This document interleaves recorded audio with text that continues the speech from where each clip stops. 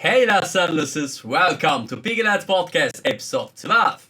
I'm your host, Aaron Lyges, and with me is our co-host. Hi guys, it's Mert. Like every week, we are here to talk about NFT-backed lending, NFT sales volume, and the latest news about cryptocurrencies and NFTs. And of course, we will be giving development updates on Piggylet, the next generation of NFT-backed lending. So without further ado, let's dive into all the happenings of the week.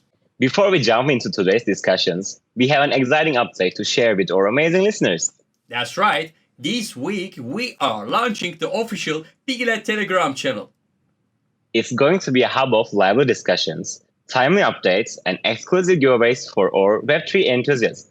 And guess what? To celebrate the launch, we are hosting the giveaway exclusively for the early birds who join our Telegram community. Piggy Pass whitelist spots awaits, so be sure to watch our socials for the Telegram channel announcement. Don't miss out to join Piggylet Telegram and dive even deeper into the Piggylet platform. The weekly NFT-backed lending borrow volume stood at 58 million with a repayment volume of 23 million, summing up to a total weekly NFT-backed lending volume of $81 million.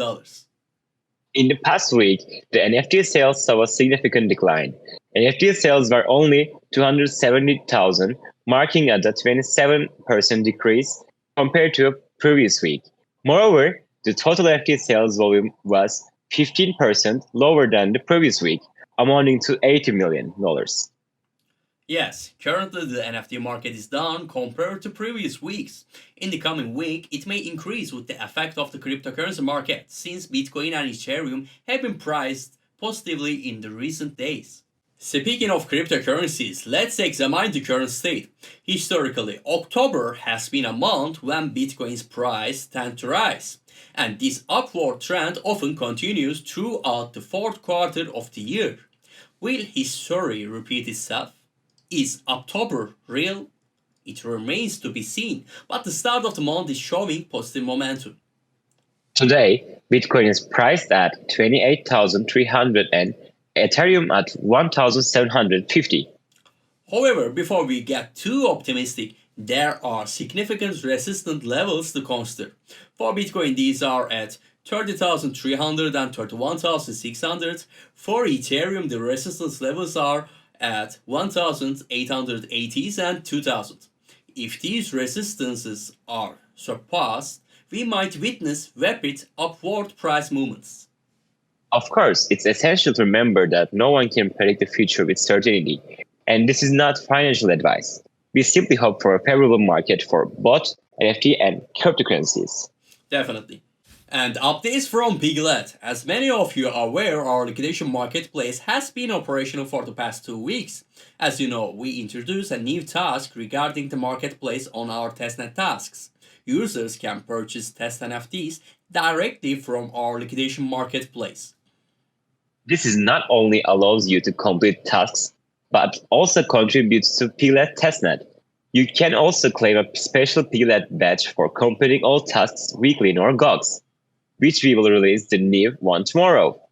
With this latest feature update, we are gearing up to launch officially. Stay tuned for more announcements about Piggylet in the near future.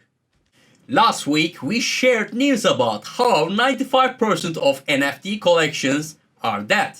But NFT collections means NFT technology. The collections are brands and brands may fail. And NFTs are far from that. They are the future. And to back up that claim, we got Bangla's beautiful Twitter thread about NFTs, so let's get started.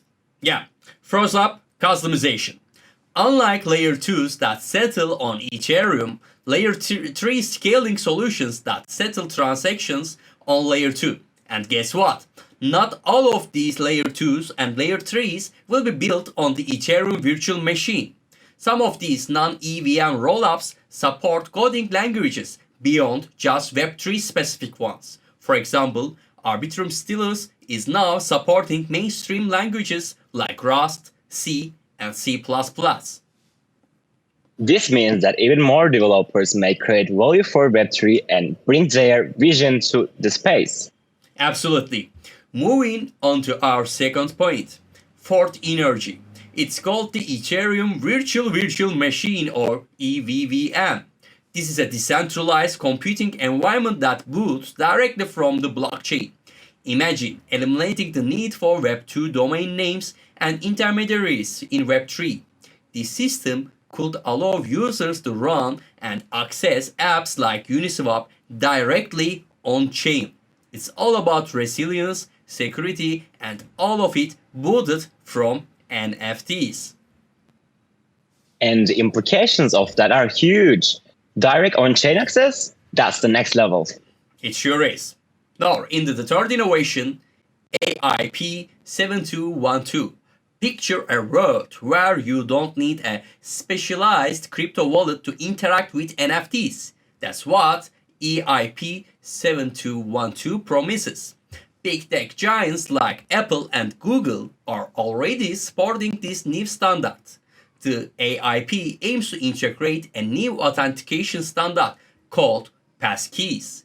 This would allow anyone to sign transactions natively on their mobile devices. Okay, think about it. Every smartphone could become a universal key for the NFT universe. That's massive. It's like having the power of the blockchain right on your pocket. Exactly. Fourth on our list, cheap on-chain NFTs. While on-chain NFTs offer unmatched performance and security, they are expensive. But here comes EIP 1153 to the rescue. If implemented, this would make creating dynamic, interactive, and permanent NFTs on chain more feasible. This opens doors for more artists and creators to experiment. It's all about making the space more accessible, right? 100%. And last but not least, open indie gaming. Unity, one of the world's most popular game engines, recently faced backlash for its new monetization plan. This move could hurt indie devs, who are the engine's main users. This drama has shifted attention to free alternative open source engines. NFTs can play a huge role here, empowering indie users. We might even see a mainstream game engine that's NFT friendly soon. The gaming world and NFTs coming together? That's a match made in heaven. NFT technology is here, and as Piggylet, we will keep providing unmatched financial solutions for this ever growing space.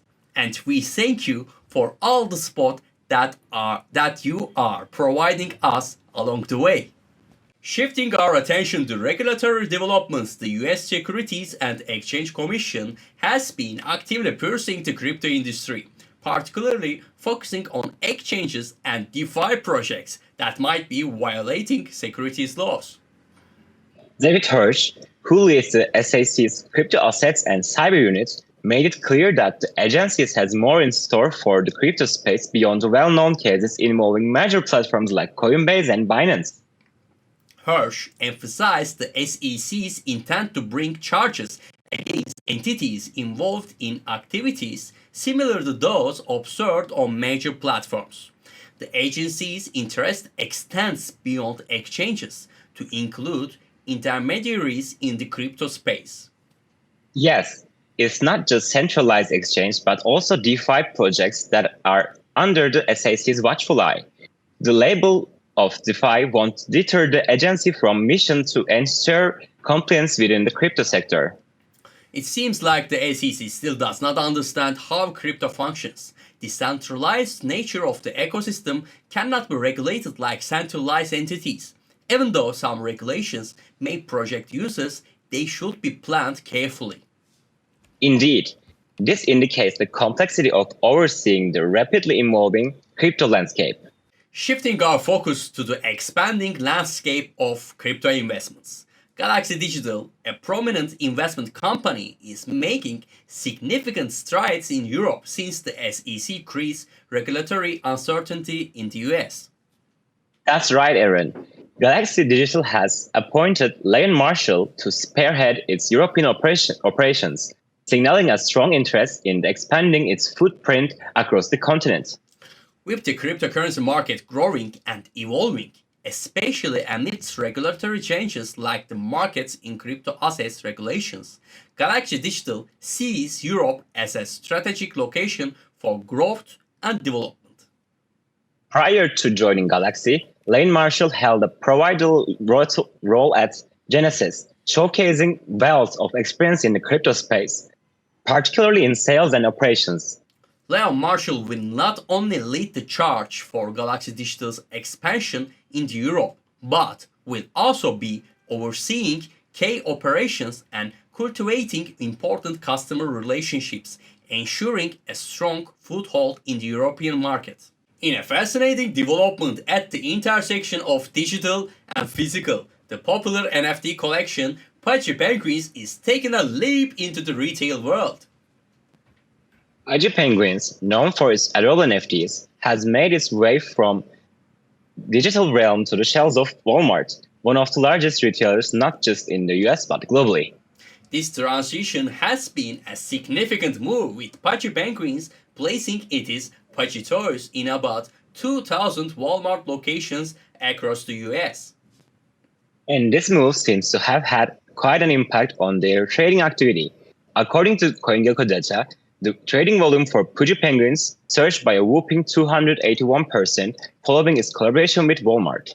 That's impressive. The floor price of these NFTs also saw an increase, now standing at over 4.5 Ethereum. Walmart's Vice President of Toys Merchandising, Brittany Smith, expressed that Pudgy Penguins is beautifully merging the physical and digital flavors, creating an engaging experience. Absolutely. This venture with Walmart has the potential to redefine how consumers interact with digital brands, reaching far beyond the traditional crypto audience. It's an exciting time for Pudgy Penguins indeed.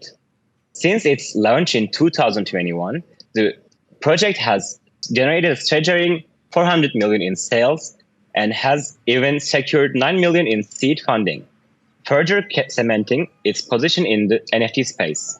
That's right.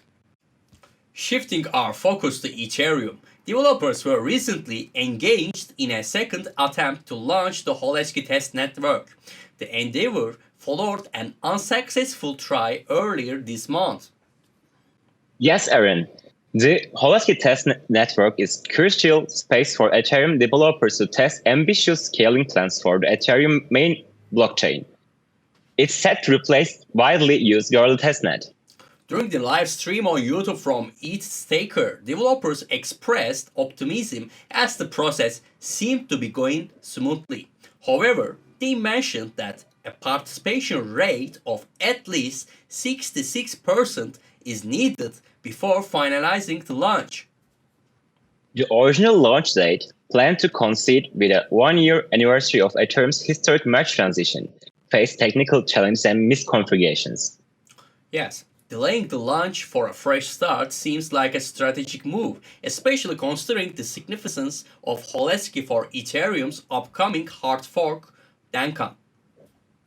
Indeed, the Holesky testnet is integral to Ethereum's progress, especially with advancements like proto-dank sharding, which aims to reduce gas fees and enhance efficiency. Yes. And that's a wrap for this week's episode of the Piggylet Podcast. Stay tuned for more updates and engaging discussions in our future episodes. If you have any topics you would like us to cover, feel free to reach out on Piggylet Discord. Until next time, stay curious. See you on the next episode of the Piggylet Podcast. Bye.